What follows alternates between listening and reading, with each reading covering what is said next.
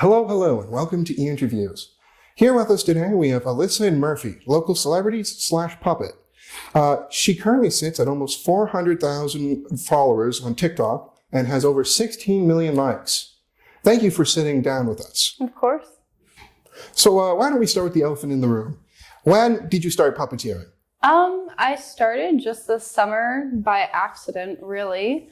So I was doing a reading circle at our school's local daycare, and they suggested if we wanted to bring in like puppets or stuffed animals to make it more engaging for the kids, that it would be something that we could do. And so I went thrifting and found Murphy and started that way.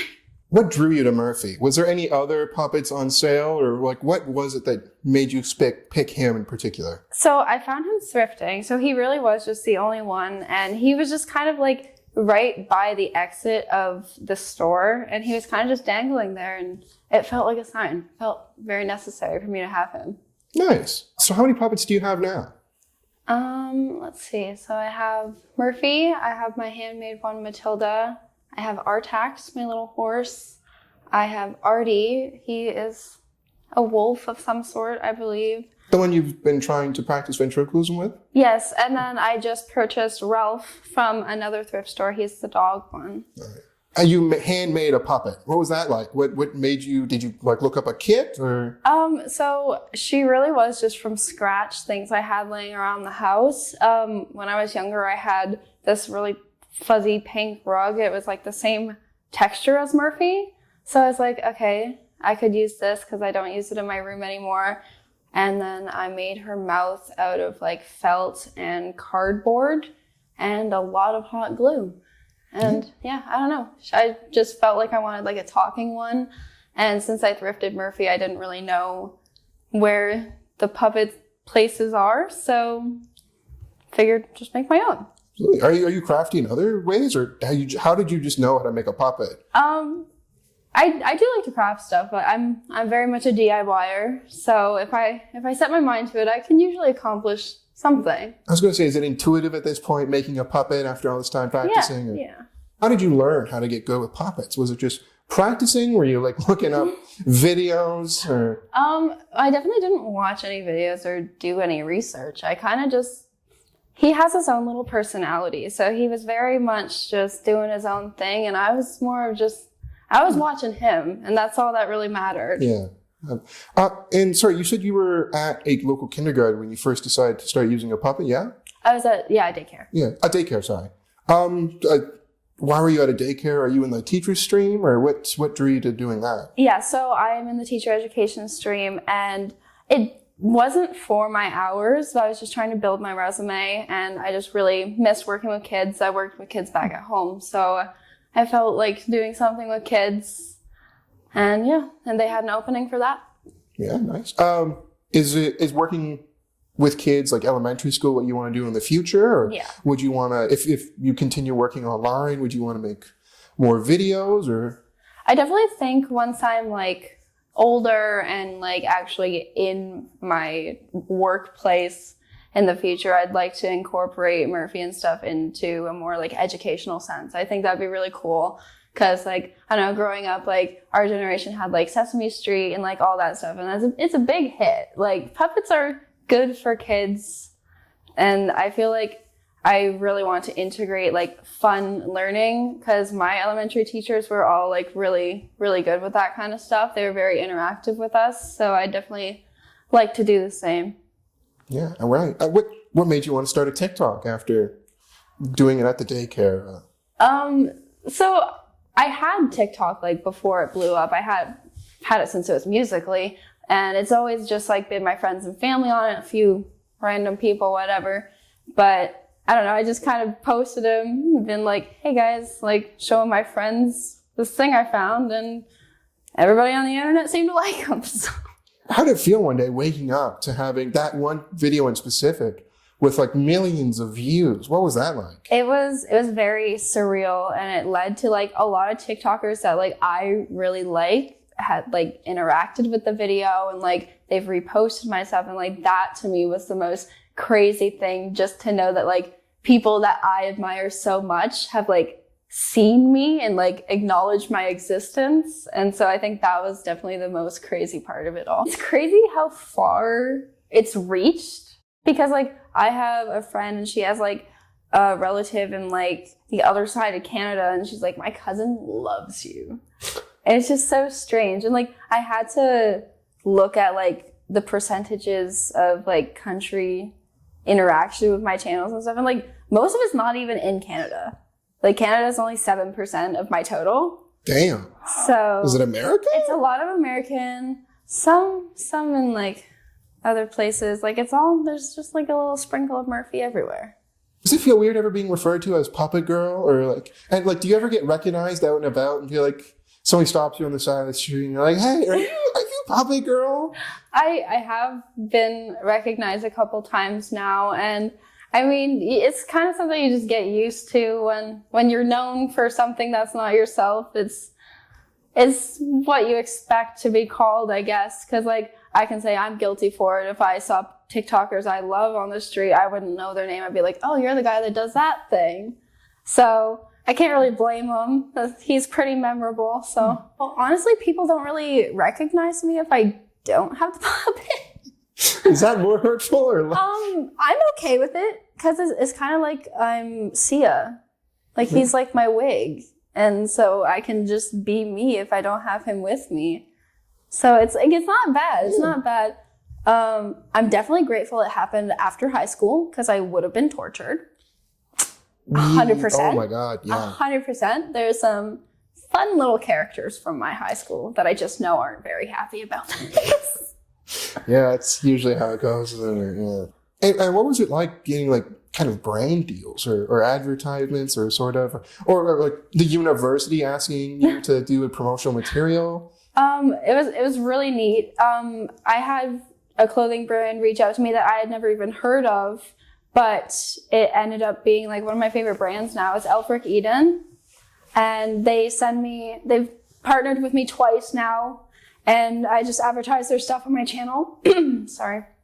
And it was really, really neat to be messaged by the school because that actually turned into like an actual job for me. Like I work in communications now with Trent. And so thank you, Megan, for doing that.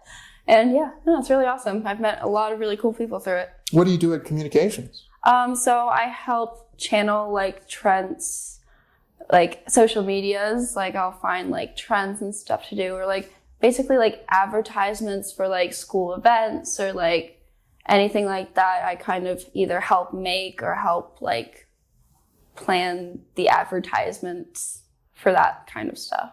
Any particularly funny stories? Any horror stories? I can tell you many horror stories, not in person, luckily, but I've had some interesting comments. And I get a lot of DMs, and I'm sure with this time period, you can probably assume how they would go. I've had some, not like threatening, but like creepy, unsettling. It's just like, why do you say these things to a random teenage girl online? But yeah. Do you think you can leverage your online presence to meet Ringo or Paul? Paul? Yeah. Oh my gosh. That is give like, a shout out right yeah, Paul and Ringo. Please. I've seen Ringo live in concert, and I would love to see Paul. He's actually in Mexico right now doing a little tour. That's close enough. But university student, so I'm broke and I don't have a passport. Well, that would help, yeah. But no, I think that would be like the ultimate achievement of my entire life if I could be acknowledged by a Beatle. That like I have 2 tattoos dedicated to them. So 2? Yeah. I have this little Beatle here. Yeah. Can we see that again? A little bit. Maybe. He's just a little guy. Oh yeah. His name's Paul. He's my favorite, and I can't really show the other one. It's on my back, but it's a tattoo of my cat sleeping with a little sun on his tummy because his name's Sunny. And I have For Tomorrow May Rain, So I'll Follow the Sun, which is one of my favorite Beatles songs, quote. So yeah. I was going to say, is there any song in particular that you like, or? Right now, I've been gravitating towards Girl on the Rubber Soul album. And there's one part in the chorus where they take like a really deep inhale, and like it's like very prominent in the song. And for some reason, it just like it itches my brain in such a fun little way. Would it be crass to ask if you get money for people watching your videos, or is it just like you're just doing entertainment? Or? So I'm Canadian, so we don't have a creator fund on TikTok in Canada, unfortunately. So through TikTok itself, I don't make any money. Yeah. But or else you'd be in Mexico right now. Yeah, no. If I was making TikTok money through actual TikTok, I would be meeting Paul, 100%. Is Paul your favorite of the two that are still alive? See, it's hard to say because when I first started listening to the Beatles, I was like, Ringo, everything. I loved him because like my Nana always picks the drummers. And so I like idolized my Nana. So I was like, okay, Ringo's the drummer. Why not? And then I kind of obsessed on his individual stuff and then went to his concert and stuff. But now that I've like actually started to listen to like all their like more obscure things that aren't like Yellow Submarine and just everything that everybody knows, I definitely think Paul is like my favorite, like musically. I actually have a bone to pick with Ringo. It's a very small bone to pick. So there's this song. It's after the band split up, I think, and it's like the No No No song. He's like, no, no, no, no. Yes. I think that there's a very, really easy way of making that song better. And it's just, I know it's a really petty thing. I never played an instrument before in my life, and I am nowhere near as talented as you, Ringo. So take this with a grain of salt, of course. He always says after every like substance he lists, after it's like, he starts it off with whiskey, then marijuana, then cocaine, right? Yeah, or something in that general area. He says it always makes me sneeze immediately after all three of them. And I think that he could have said heave for whiskey, sneeze for cocaine, and wheeze for marijuana, and it just would have been more applicable and it would have been a better song. But yeah, that's just very valid. I don't know. I love that song. Like, I love that. It's such a fun little, like, it's a great driving song to like sing with friends. Mm-hmm. But it's just like every time it comes on, it's just like, don't make me say that whiskey makes me sneeze. Don't make me say it, Ringo. I don't like that. His music, like the song, even like the Beatles songs that Ringo's responsible for are like definitely those sillier ones. Yeah, and I was going to say, online presence, it always seems a little like, I don't like wholesome, silly, whatever. It's always just like him being like, peace upon the world. Peace and love, guys. That's it. Yes. I don't, however, love the like pedicure photos he posts. Like he'll be like, yep, peace and love. Look at my toes. Do you think he also gets creepy messages for that? Or? Oh, 100%. Because, you know, if regular feet pics do pretty well, I can imagine Ringo Starr feet pics probably go for a pretty penny. Yeah. But getting back to the puppet, how did you come up with the name Murphy? My papa named him, actually. So I was bringing him back to school with me, and I was like, I don't have a name. My grandparents always usually drive me back up with my mom because they like to come for the drive. And my papa was like, he looks like a Murphy. And I was like, he does look like a Murphy. Like, I see the vision. I like it. And it kind of stuck. And do you have a rhyming scheme for the rest of your puppets, or? I had like Murphy and Matilda with the M's, and then they just like kept going. And I don't know. They're all kind of just random. Artie came with a name, and I wasn't partial to changing it because I love Glee. Artie, he's like one of my favorite characters. He's the one in the wheelchair. I think he just, personally, it's controversial, but I think he has the best male voice. He's very soulful. And I don't know, I like what he does. And I was like, okay, yeah, Artie's a chill name. And then with Ralph, he looked like a Ralph. I sensed that. Another Murphy. Yeah. And then Artax was named after The Neverending Story. Oh, that's a dark fucking thing to name. Yeah, okay, but like in the end, the horse lives again because magic or something. I was gonna say, I feel like it's more famous that the horse dies horribly. Yeah, I hated that scene. But I don't know, it was like the only like prominent horse in my life. Prominent horse, yeah. It's good. Kids growing up need a prominent horse. Yes. Yes. Yeah, mine was like, I don't know, BoJack. So you've been experimenting recently with music and singing. You've done a great job recently. A lot of people love your voice. Thank you. Is there somewhere you want to go with that? Or? I definitely would love to get my music out there. I've never like, I don't know, done anything spectacular with my music, but I do have a huge passion for it. I always have. So I definitely think that would be really cool if I could use that to get that out there. I'm actually working on a Christmas song right now, and hopefully once it's more polished, I can get it out there for the holiday season. An original music song? Yeah. Oh, wow. Do your family have a history of like being artistic too, or are you kind of like the pioneer in this way? My brother is amazing at playing music. He has supplied me with like every instrument I own. He's incredible at guitar, all self-taught. And he actually learned through Guitar Hero, which is really insane. But yeah, I definitely think my parents had a lot to do with like my love for music. Cause like my dad, like he showed me all like the old classic dad music, you know, like my favorite band in the world is the Beatles. So all that kind of music. And then my mom's more like the R&B side. So yeah, my family, like, we don't like do a whole bunch with it, but like we're really into like listening to music. And so through that, I kind of just like learned how to play stuff. Is he your favorite puppet? Oh yeah. Now that you're out of earshot of the others? Or? Yeah. Well, I mean, like, do they know? I think they know. But like, he's the only one that's made it to merch so far. So that's had to be a little bit of an indicator for them. But they're all successful in their own little ways. Yeah. Is there, like, what other kind of merch do you want to make out of the puppets? Or I would love to do you know what going back to the Beatles, shocker, do you know what the Let It Be album cover looks like with like the 4 squares? And it's like each square is like a picture of one of them.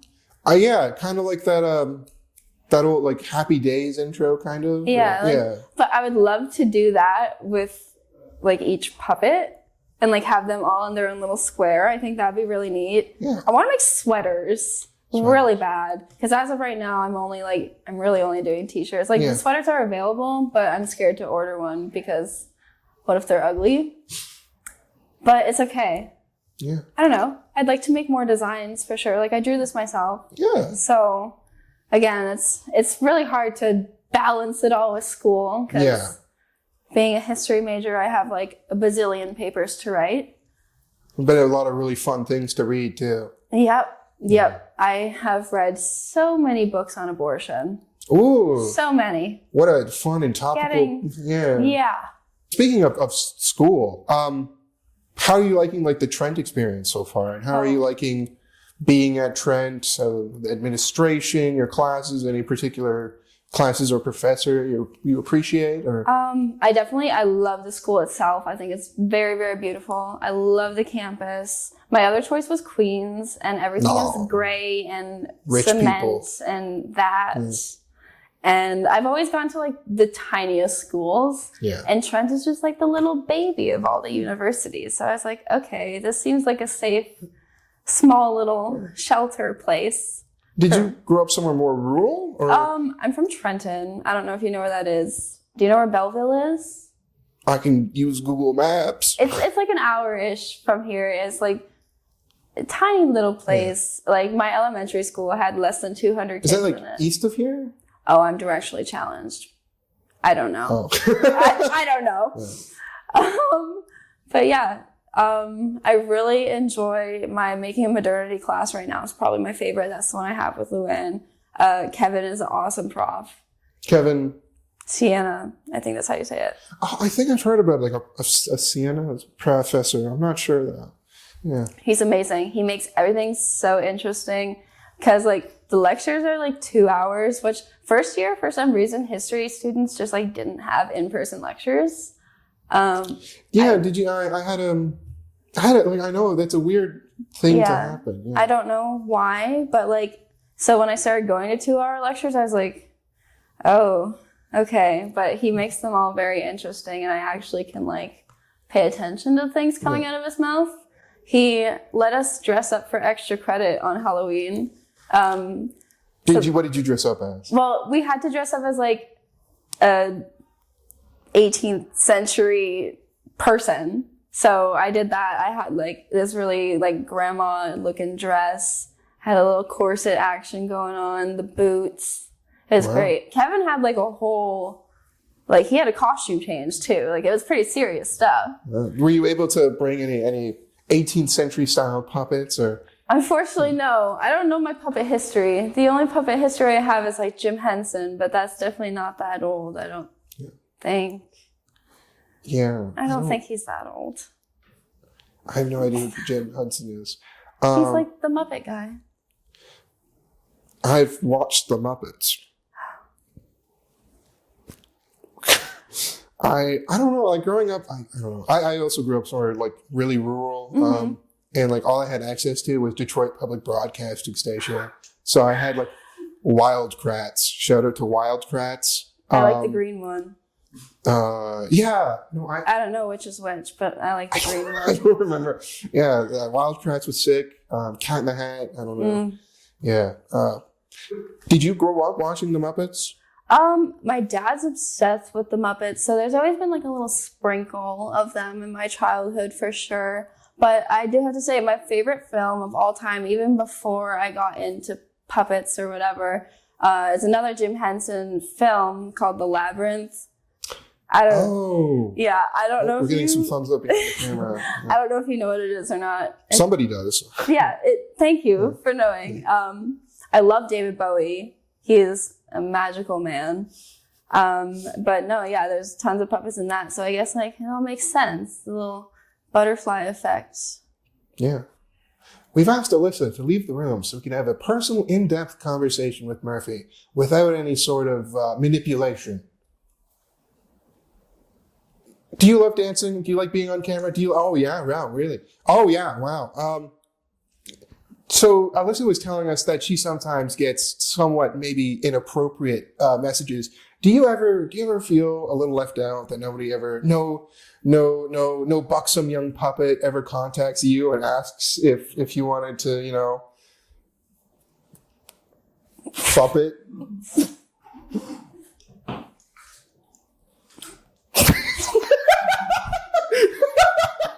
Do you ever feel an air of superiority being the most famous, most beloved puppet over all the others? Does that ever cause any like anger, any bitterness back home? Yeah, I can imagine. It's lonely up at the top, Murphy, but I tell you, I don't see their faces on any t-shirts.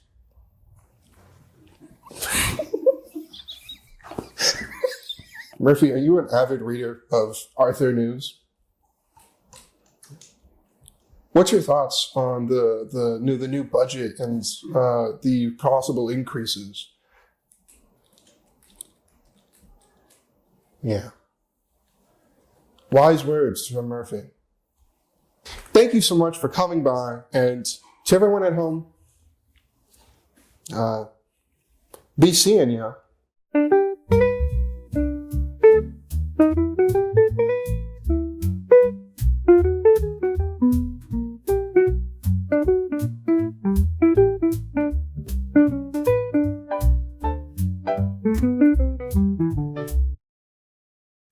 Say, where'd you get the shirt? I think it's quite nice.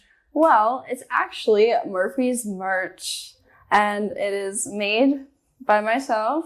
I created the image here, and it's on the back too. It's the same picture. And you can order it by DMing my Murphy Instagram. There's a whole bunch of prices and options and a bazillion colors you can pick from. Go out there and support your local students. She needs enough ramen to feed like multiple puppets. That's what I'm saying.